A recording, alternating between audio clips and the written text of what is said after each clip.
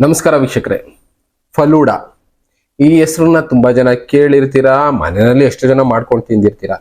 Road side ಫಲೂಡಾ ಮಾಡೋದನ್ನ ನೀವು ನೋಡಿರ್ತೀರಾ. ಇಲ್ಲಿ ನೋಡ್ತಾ ಇದ್ದೀರಾ ಒಂದು ವಿಡಿಯೋದಲ್ಲಿ. ಎಷ್ಟು ತಿಕ್ಕಾಗಿದೆ ಆ ಫಲೂಡಾ ಅಂದ್ರೆ, ಕುಡಿತಾ ಇದ್ರೆ ಇನ್ನೊಂದ್ ಸ್ವಲ್ಪ ಕುಡಿಯೋಣ ಅನ್ನೋ ಲೆವೆಲ್ಗೆ ಜನಕ್ಕೆ ಇಷ್ಟ ಆಗ್ಬಿಡುತ್ತೆ. ಅದ್ರಲ್ಲೂ ಐಸ್ ಇರೋದ್ರಿಂದ ಮಕ್ಳಿಗಂತೂ ತುಂಬಾನೇ ಇಷ್ಟ, ದೊಡ್ಡವ್ರಿಗೂ ಈ ಬೇಸಿಗೆ ಕಾಲದಲ್ಲಂತೂ ಜನ ಇಷ್ಟಪಟ್ಟು ಕುಡಿತಾ ಇದ್ರು. ಅದರಲ್ಲಿ ವೆರೈಟೀಸ್ ಆಫ್ ಫಲೂಡಾಗಳು ಮಾಡ್ತಾರೆ. ನೋಡ್ಬೋದು ಅಲ್ಲಿ ಫ್ಲೇವರ್ಗಳು ಬಾಟ್ಲಿಗಳು ತುಂಬಿಸಿಟ್ಟಿದ್ದಾರೆ, ಅದನ್ನ ಕಲರ್ ಕಲರ್ ಹಾಕಿ ಕೊಡ್ತಾರೆ. ಇಲ್ಲಿ ಐಸ್ ಜೊತೆ ಹಾಕಿ ಮಿಕ್ಸ್ ಮಾಡ್ತಾ ಇದಾರೆ. ಬಾದಾಮಿ ಹಾಲು, ಆ ಬಾದಾಮಿ ಹಾಲು ಕುಡಿದ್ರೆ ಇನ್ನೊಂದು ಗ್ಲಾಸ್ ಕುಡಿಯೋಣ ಅನ್ಸುತ್ತೆ. ನಾವ್ ಎಲ್ಲೋದ್ರು ಆ ರೀತಿ ಬಾದಾಮಿ ಹಾಲನ್ನ ಕುಡಿಯೋದಕ್ಕೆ ಚಾನ್ಸೇ ಇಲ್ಲ, ಅಷ್ಟು ತಿಕ್ಕಾಗಿರುತ್ತೆ. ನೀವು ಬೇಕಾದ್ರೆ ಮನೆಯಲ್ಲಿ ಹಾಲ್ನ 1 hour ಕುದಿಸಿ 1 ಲೀಟರ್ ಹಾಲು ಕುದಿಸಿದ್ರು 1 ಗ್ಲಾಸ್ ಅಷ್ಟು ಗಟ್ಟಿ ಇರುವಂತ ಹಾಲು ಬರೋದಿಲ್ಲ. ಬಟ್ ಆದ್ರೆ ಇಲ್ಲಿ 50 ರೂಪಾಯಿಗೆ ನಿಮ್ಗೆ ಫುಲ್ ಗಟ್ಟಿ ಇರುವಂತ ಒಂದು ದೊಡ್ಡ ಅರ್ಧ ಲೀಟರ್ ತುಂಬಾ ಅಷ್ಟು ದೊಡ್ಡ ಗ್ಲಾಸ್ ಅಲ್ಲಿ ಹಾಲ್ನ ಕೊಡ್ತಾರೆ. ಬಾದಾಮಿ ಹಾಲು, ಅದು ಬಾದಾಮಿ ಮಿಕ್ಸ್ಡ್ ಹಾಲ್ ಅಂತ ಹೇಳ್ತಾರೆ. ಎಷ್ಟು ಚೆನ್ನಾಗಿರುತ್ತೆ ಅಂದ್ರೆ ಇನ್ನೊಂದ್ಸಲ ಕುಡಿಯೋಣ ಅನ್ಸ್ತಾ ಇರುತ್ತೆ. ಆದ್ರೆ ಅಲ್ಲಿ ಕ್ವಾಲಿಟಿ ಯಾವ ತರ ಇದೆ ಜನ ಯೋಚನೆ ಮಾಡೋದಿಲ್ಲ. ಇಲ್ಲಿ ನೋಡಿ ಎಷ್ಟೊಂದು ವೆರೈಟೀಸ್, ಎಷ್ಟು ಜನ ರಶ್ ಆಗಿರ್ತಾರೆ ಅಂದ್ರೆ ಈ ತರ ಇದು ಬೇರೆ ಬೇರೆ ಕಡೆ ಮಾಡ್ತಾ ಇದಾರೆ. ನಮ್ಮಲ್ಲಂತೂ ಇವಾಗ ಎಷ್ಟು ಮಟ್ಟಿಗೆ ಹೋಗಿದೆ ಅಂದ್ರೆ ಜನ ಫಲೂಡಾ ಕುಡಿಯೋದಕ್ಕೆ ಅಂತ ಕ್ಯೂ ನಿಂತಿರ್ತಾರೆ. ಅದ್ರಲ್ಲೂ ವೆರೈಟೀಸ್, ಮಕ್ಳಿಗೆ ಮಾತಾಡಂಗಿಲ್ಲ. ಹೇಳದ್ನಲ್ಲ, 10 ರೂಪಾಯಿ ಸಿಕ್ತು ಅಂದ್ರೆ ಟಕ್ ಅಂತ ಹೋಗೋದು, ಫಲೂಡಾ ಹತ್ರ ನಿಂತ್ಕೊಳ್ಳೋದು, ಐಸ್ ಕ್ರೀಮ್ ತಿನ್ನೋದು, ತಿಕ್ ಐಸ್ ಕ್ರೀಮು. ಅದಕ್ಕೆ ಏನ್ ಹಾಕಿರ್ತಾನೆ ಏನು ಗೊತ್ತಿಲ್ಲ. ಡೆಕೋರೇಷನ್ ನೋಡಿ, ಡೆಕೋರೇಷನ್ ನೋಡ್ಬಿಟ್ಟೆ ಜನ ಬಿದ್ದೋಗ್ಬಿಡ್ಬೇಕು, ಅಷ್ಟು ಚೆನ್ನಾಗಿ ಡೆಕೋರೇಷನ್ ಮಾಡ್ತಾರೆ. ಐಸ್ ಕ್ರೀಮು ನಾವು ಮಾಮೂಲಿ ಅಂಗಡಿನಲ್ಲಿ ತಂದು ತಿಂತೀವಿ ಅಂದ್ರೆ ವೆನಿಲಾ ಅದು ಇದು ಮಾಮೂಲಿ ಬ್ರ್ಯಾಂಡೆಡ್ ಐಸ್ ಕ್ರೀಮ್ ತಂದು ತಿಂತೀವಿ ಅಂದ್ರೆ 50 ರೂಪಾಯಿ ಕೊಟ್ರೆ ಒಂದು ಸಣ್ಣ ಕಪ್ಪಲ್ಲಿ ಕೊಡ್ತಾರೆ.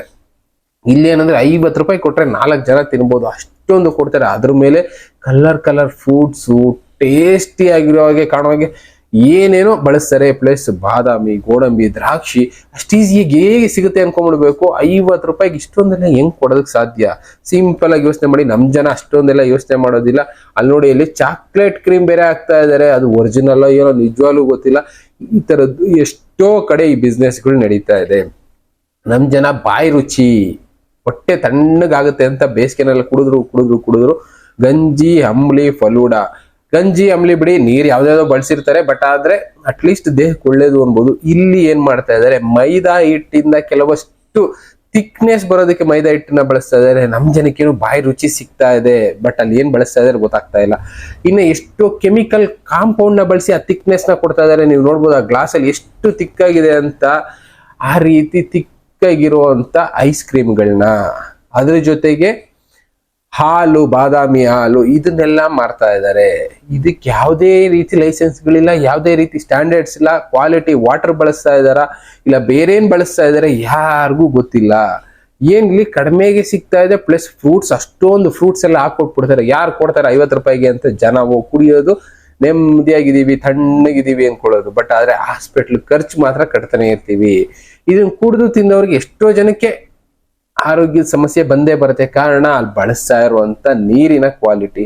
ನಮ್ಮ ಜನಕ್ಕೆ ಇವೆಲ್ಲ ಹೇಳೋದು ಅರ್ಥ ಆಗಲ್ಲ. ಜನಕ್ಕೇನು ಯಾರಿಗೆ ಕೊಡ್ತಾರೆ, ಅವರು ಚೆನ್ನಾಗಿರೋದೇ ಬಳಸ್ತಾರೆ ಬಿಡಿ. ನಮ್ಮ ಕಡೆ ಎಷ್ಟೋ ಜನ ತಿಂದು ಬದುಕ್ತಾ ಇಲ್ವಾ ಅನ್ಕೊಂಡ್ಬಿಡ್ತೀವಿ.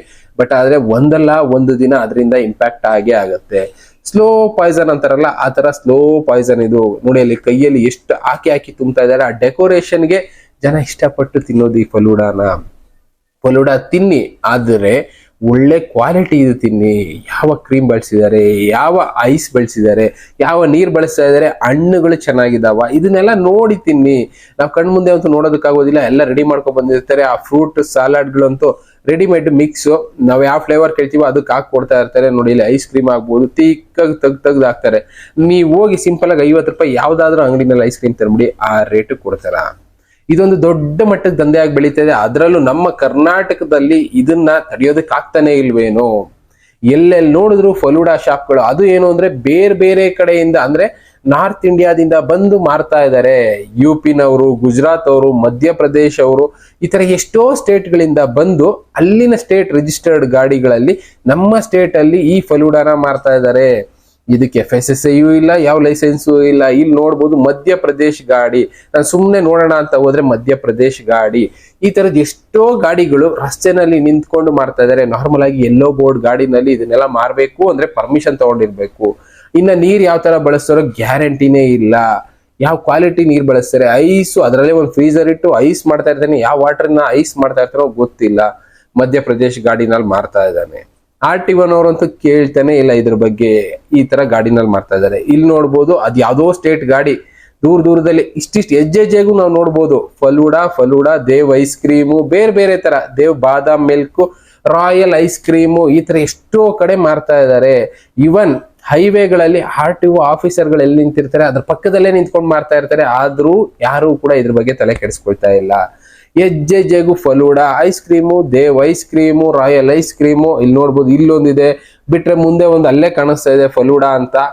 ಜನ ಯಾವ ಲೆವೆಲ್ಗೆ ತಿಂತಾ ಇದ್ದಾರೆ ಅಂದ್ರೆ, ಬೇರೆ ಬೇರೆ ಸ್ಟೇಟ್ ನಾನು ಹೇಳಿದ್ನಲ್ಲ, ಮಧ್ಯಪ್ರದೇಶ, ಈ ಕಡೆ ಉತ್ತರ ಪ್ರದೇಶ, ಗುಜರಾತ್, ನಾರ್ತ್ ಇಂಡಿಯಾದ ಎಷ್ಟೋ ಸ್ಟೇಟ್ ಗಾಡಿಗಳು ನಮ್ಮ ಸ್ಟೇಟ್ ಅಲ್ಲಿ ತಗೊಬಂದು ಗಾಡಿಗಳಲ್ಲಿ ಆರಾಮಾಗಿ ಫಲೂಡಾ ಮಾಡ್ತಾ ಇದಾರೆ. ಯಾರು ಇದ್ರ ಬಗ್ಗೆ ಮಾತಾಡೋರು ಇಲ್ಲ. ಫುಡ್ ಅವರು ಚೆಕ್ ಮಾಡೋದಕ್ಕೆ ಹೋಗೋದೇ ಇಲ್ಲ. ಫುಡ್ ಇನ್ಸ್ಪೆಕ್ಟರ್ ಗೊತ್ತಿದೆಯೋ ಇಲ್ವೋ, ಗೊತ್ತಿದ್ದು ಸುಮ್ಮನಿದಾರ, ಅದು ಅವ್ರನ್ನೇ ಕೇಳಬೇಕು. ಅದನ್ನ ಬಿಟ್ಟು ಇನ್ನ RTOನವರು ಯಾಕೆ ಇದ್ರ ಬಗ್ಗೆ ಎಂಕ್ವೈರಿ ಮಾಡ್ತಿಲ್ಲ? ಈ ತರ ಗಾಡಿಗಳಲ್ಲಿ ಮಾರ್ಬೋದು ಅಂದ್ರೆ ಮುಂದಿನ ದಿನಗಳಲ್ಲಿ ಏನೇನ್ ಮಾರ್ತಾರೆ? ಈ ನಾರ್ತ್ ಇಂಡಿಯಾದಿಂದ ಬಂದ್ ಮಾರ್ತಾ ಇದ್ರೆ ಬದುಕ್ಲಿ, ಅವರು ವ್ಯಾಪಾರ ಮಾಡ್ಲಿ, ಅದ್ರಲ್ಲಿ ತಪ್ಪಿಲ್ಲ. ಆದ್ರೆ ಒಳ್ಳೆ ಕ್ವಾಲಿಟಿ ಫುಡ್ ನ ಬಳಸ್ತಾ ಇದಾರ, ಅದು ಇಂಪಾರ್ಟೆಂಟ್ ಆಗುತ್ತೆ. ಲೋಕಲ್ ಕ್ವಾಲಿಟಿ ಫುಡ್ ನ ಬಳಸಿ ಜನರ ಆರೋಗ್ಯಕ್ಕೆ ಇದರಿಂದ ಇಂಪ್ಯಾಕ್ಟ್ ಆಗ್ತಾ ಇದೆ, ಅದ್ರ ಬಗ್ಗೆ ಪ್ರಶ್ನೆ ಮಾಡ್ತಾ ಇಲ್ಲ. ಫಸ್ಟ್ ಆಫ್ ಆಲ್ ಆ ಗಾಡಿಗಳಲ್ಲಿ ಮಾರದೇ ತಪ್ಪು. ಗಾಡಿಗಳಲ್ಲಿ ಮಾರಬೇಕು ಅಂದ್ರೆ ಅದಕ್ಕೆ ಸ್ಪೆಷಲ್ ಪರ್ಮಿಷನ್ ತಗೋಬೇಕು, RT1 ಅಪ್ರೂವ್ ಮಾಡಿರ್ಬೇಕು. ಇಲ್ಲಿ ಏನೂ ಇಲ್ಲ, ಸುಮ್ಮನೆ ಮಾರ್ತಾ ಇದ್ದಾರೆ. ಎಷ್ಟೋ ದಿನಗಳಿಂದ ಈ ದಂಧೆ ಅನ್ನೋದು ನಮ್ಮ ಕರ್ನಾಟಕದಲ್ಲಿ ನಡೀತಾ ಇದೆ. ಬೇರೆ ಬೇರೆ ಸ್ಟೇಟ್ ಇಂದ ತಗೊಂಡ್ಬಂದು ನಮ್ಮ ಸ್ಟೇಟ್ ಅಲ್ಲಿ ಈ ರೀತಿ ಬಿಸ್ನೆಸ್ ಗಳು ಮಾಡ್ತಾ ಇದ್ದಾರೆ. ಬಟ್ ಇದ್ರ ಬಗ್ಗೆ ಯಾರು ಮಾತಾಡ್ತಾ ಇಲ್ಲ, ಪ್ರಶ್ನೆನೂ ಕೇಳೋದಕ್ಕೆ ಹೋಗೋದಿಲ್ಲ. ಎಲ್ಲರೂ ಗುಂಪಾಗಿರ್ತಾರೆ, 4-5 ಜನ, ಅದಕ್ಕೆ ಯಾರು ಪ್ರಶ್ನೆನೂ ಕೇಳೋದಕ್ಕೆ ಹೋಗೋದಿಲ್ಲ. ನಮ್ಗೆ ಯಾಕೆ ಬಿಡು, ಆರೋಗ್ಯ ಕೆಟ್ಟಾಗ ನಮ್ಗೆ ಯಾಕೆ ಬಿಡು ಅಂತ ಹೇಳೋದಕ್ಕಾಗೋದಿಲ್ಲ. ನಾವು ಅದನ್ನೇ ಹೇಳ್ತಾ ಇರೋದು, ಆರೋಗ್ಯದ ವಿಷಯದಲ್ಲಿ ಜೋಪಾನವಾಗಿರಿ. ನಿಮ್ಮ ಆರೋಗ್ಯ ನಿಮ್ ಕೈಲಿರುತ್ತೆ. ನಾವೇನ್ ಇವತ್ತು ಬಾಯಿ ರುಚಿಗೆ ಏನೋ ತಿನ್ಬಿಡ್ತೀವಿ ಒಂದ್ ಕಡೆ ಹೋಗಿ, ಬಟ್ ಅದರಿಂದ ಇಂಪ್ಯಾಕ್ಟ್ ಆದಾಗ ಅನುಭವಿಸೋರು ಯಾರು? ಇದ್ರ ಬಗ್ಗೆ ಆರೋಗ್ಯಾಧಿಕಾರಿಗಳು ಕ್ರಮ ಕೈಗೊಳ್ಬೇಕು. ಅವ್ರಿಗೂ ಈ ವಿಷಯಗಳನ್ನ ತಿಳಿಸೋ ಕೆಲಸ ನಾವು ಮಾಡ್ತಾ ಇರ್ತೀವಿ. ಅವ್ರು ಏನೇನ್ ಆಕ್ಷನ್ ತಗೋತಾರ ಕಾಯ್ದು ನೋಡ್ಬೇಕು. ಇನ್ನು RTOನವರು ಆಗ್ಬೋದು ಈ ಗಾಡಿಗಳ ಮೇಲೆ ವಿತೌಟ್ ಪರ್ಮಿಷನ್ ಮಾಡ್ತಾ ಇದಾರಲ್ಲ, ಈ ಗಾಡಿಗಳ ಮೇಲೆ ಏನ್ ಆಕ್ಷನ್ ತಗೋತಾರೆ ಅದನ್ನು RTOನವ್ರನ್ನ ಕೇಳಿ ನೋಡೋಣ. ನಾವು ಮುಂದಿನ ದಿನಗಳಲ್ಲಿ ಅವ್ರಿಗೆ ಏನ್ ಆಕ್ಷನ್ ತಗೋತೀವಿ ಅಂತ ಹೇಳ್ತಾರೋ. ಬಟ್ ಬೇರೆ ಸ್ಟೇಟ್ ಇಂದ ಬಂದು ಇಲ್ಲಿ ವ್ಯಾಪಾರ ಮಾಡೋರು ಲೋ ಕ್ವಾಲಿಟಿ ಫುಡ್ ಗಳನ್ನ ಬಳಸಿ ಜನಕ್ಕೆ ಯಾಮಾರಿಸ್ತಾ ಇದ್ದಾರೆ. ಜನ ಅದನ್ನ ತಿಂತಾ ಇದ್ದಾರೆ, ಟೇಸ್ಟ್ ಚೆನ್ನಾಗಿದೆ ಅಂತ ತಿಂದು ಹೊಟ್ಟೆ ತುಂಬಿಸ್ಕೊಳ್ತಾ ಇದ್ದಾರೆ. ಇದು ಅಂತ ಅಲ್ಲ, ಈಗ ಮಂತ್ರಿ ಮಾಲ್ ಹತ್ರ ಹೋಗಿ ಅಲ್ಲಿ ಜೋಳ ಸ್ವೀಟ್ ಕಾರ್ನ್ ಅಂತ ಮಾಡ್ತಾ ಇರ್ತಾನೆ, ತಿಂಗಳಿಗೆ 1-1.5 ಲಕ್ಷ ಸಂಪಾದನೆ ಮಾಡ್ತಾ ಇದ್ದಾರೆ.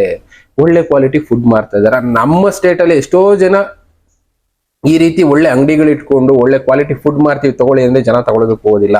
ರೋಡ್ ಸೈಡು ಕಡಿಮೆಗೆ ಸಿಗುತ್ತೆ, ಜನಕ್ಕೆ ಬಾಯಿ ರುಚಿ ಚೆನ್ನಾಗಿರುತ್ತೆ, ಅದನ್ನ ಮಾತ್ರ ಜನ ನೋಡ್ತಾರೆ. ಅದನ್ನು ಬಿಟ್ಟು ಸ್ವಲ್ಪ ಬದಲಾಗಿ ಆದಷ್ಟು ಆರೋಗ್ಯಕ್ಕೆ ಏನ್ ಇಂಪಾರ್ಟೆನ್ಸ್ ಕೊಡ್ಬೇಕು ಅದನ್ನ ಕೊಡಿ, ತಿನ್ನಿ, ಬೇಡ ಅನ್ನಲ್ಲ. ಕ್ವಾಲಿಟಿ ಫುಡ್ ಮಾಡ್ತಾ ಇದಾರ ಅಂತವ್ರ ಹತ್ರ ಹೋಗ್ತೀನಿ, ಅವ್ರ ಕೈ ತೊಳಿತಾರೋ ಏನು ಗೊತ್ತಿಲ್ಲ, ಬಂದ್ರ ಅವ್ರು ಮಾಡ್ಕೊಟ್ರ 10 ರೂಪಾಯಿಗೆ ಸಿಗ್ತಾ. ಇದು ಬೇರೆ ಬೇರೆ ಐಟಮ್ಗಳಿದೆ ಈ ತರ ಮಾರೋದು ರೋಡ್ ಸೈಡ್ ಅಲ್ಲಿ. ನಾರ್ತ್ ಇಂಡಿಯಾದವರೇ ಜಾಸ್ತಿ ಮಾರ್ತಾ ಇರುವಂತ ಐಟಮ್ಗಳು. ಜನಕ್ಕೆ ಏನು ಅಂದ್ರೆ ಅವೇ ಇಷ್ಟ ಆಗ್ತಾ ಇರೋದು. ಕೈ ತೊಳಿದೇ ಕೊಡ್ಬೇಕು, ಗಲೀಜ್ ಕೈಯಲ್ಲೇ ಕೊಡ್ಬೇಕು, ಕಾಲಸ್ಕೊಡ್ಬೇಕು ಚೆನ್ನಾಗಿ. ಜನ ಅದನ್ನೇ ಜಾಸ್ತಿ ಇಷ್ಟಪಟ್ಟು ಇಟ್ಟುಬಿಟ್ಟು ತಿಂತಾ ಇದ್ದಾರೆ. ಅದರಿಂದ ಆಚೆ ಬನ್ನಿ, ಅವಾಗ ನಿಮ್ ಆರೋಗ್ಯ ಚೆನ್ನಾಗಿರುತ್ತೆ. ಇದಕ್ಕೆ ಫುಡ್ ಅಧಿಕಾರಿಗಳು ಅಂದ್ರೆ ಫುಡ್ ರಿಲೇಟೆಡ್, ಆರೋಗ್ಯಕ್ಕೆ ರಿಲೇಟೆಡ್ ಆದಂತ ಅಧಿಕಾರಿಗಳು ಇದ್ರ ಬಗ್ಗೆ ಸ್ವಲ್ಪ ಗಮನ ಹರಿಸ್ಬೇಕು. ಇಲ್ಲ ಅಂದ್ರೆ ನಮ್ಮ ರಾಜ್ಯದಲ್ಲಿ ಅಂತ ಅಲ್ಲ, ಎಲ್ಲಾ ಕಡೆ ಈ ತರದ್ ನಡೀತಾನೆ ಇದೆ. ಆದ್ರೆ ನಮ್ಮ ರಾಜ್ಯದಲ್ಲಿ ಟ್ಯಾಕ್ಸ್ ಅನ್ನೋದು ಇದಕ್ಕೆ ಹೊರಟೋಗ್ಬಿಡುತ್ತೆ. ಯಾಕೆಂದ್ರೆ ಆರೋಗ್ಯ ಸಮಸ್ಯೆ ಆದ್ರೆ ಜನ, ಎಷ್ಟೋ ಜನ ಲೋಕಲ್ ಅಲ್ಲಿ ತಿನ್ನೋರು, middle class, lower middle class ಅವರು ಗೌರ್ಮೆಂಟ್ ಹಾಸ್ಪಿಟಲ್ಗಳಿಗೆ ಹೋಗ್ತಾರೆ.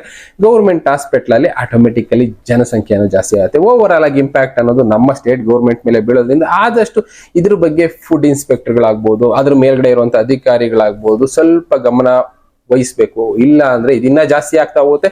ಯಾರು ಹೇಳೋರಿಲ್ಲ ಕೇಳೋರಿಲ್ಲ, ನಮ್ ಇಷ್ಟ ಬಂದಾಗ ನಾವು ಮಾಡ್ಕೊಳ್ತೀವಿ ಅಂತ ಅವ್ರು ಮಾಡ್ತಾ ಇರ್ತಾರೆ. ಇಲ್ಲಿರೋರು ತಿಂತಾ ಇರ್ತಾರೆ, ಹಾಸ್ಪಿಟ್ಲ್ಗೆ ಹೋಗ್ತಾ ಇರ್ತಾರೆ. ಇದು ರಿಪೀಟ್ ಆಗಬಾರ್ದು ಅಂದ್ರೆ ಆದಷ್ಟು ಆರೋಗ್ಯಾಧಿಕಾರಿಗಳು ಮತ್ತೆ RTOನವರು ಇದಕ್ಕೆ ಏನಾದ್ರು ಆಕ್ಷನ್ ತಗೊಳ್ಳೇಬೇಕು.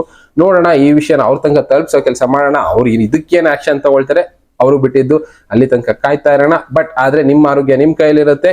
ಆದಷ್ಟು ಒಳ್ಳೆ ತಿಂಡಿಗಳನ್ನ ತಿನ್ನಿ, ಆರೋಗ್ಯಕರವಾದ ತಿಂಡಿಗಳನ್ನ ತಿನ್ನಿ ಅಂತ ಹೇಳೋದಕ್ಕೆ ಇಷ್ಟಪಡ್ತೀವಿ. ಇನ್ನ ಇದೇ ತರ ಬೇರೆ ಬೇರೆ ವಿಷಯಗಳನ್ನ ಡಿಸ್ಕಸ್ ಮಾಡ್ತಾ ಹೋಗೋಣ. ಥ್ಯಾಂಕ್ ಯು, ಮತ್ತೆ ಸಿಗೋಣ. Good bye.